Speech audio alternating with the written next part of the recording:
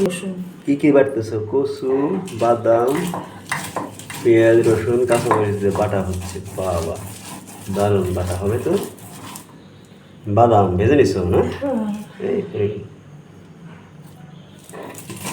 তেলে ভেজে নিছো বাদাম, ঠিক আছে।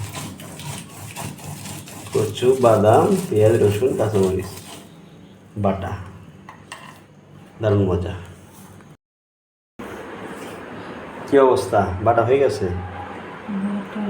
ওরে বাবা, কচু বাটা, বাদাম দিয়ে পেঁয়াজ, রসুন, কাঁচামরিচ দিয়ে কচু বাটা হয়ে গেল। সুন্দর।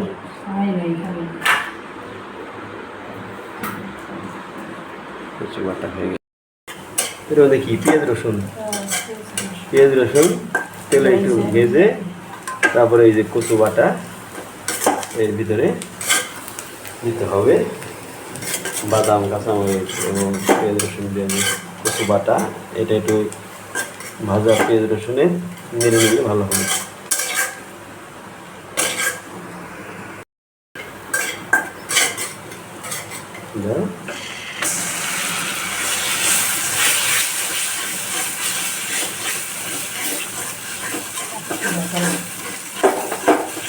রেডি হবে।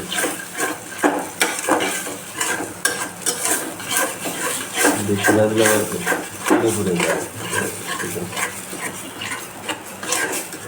অনেক খেতে অনেক মজা কচু ভর্তা।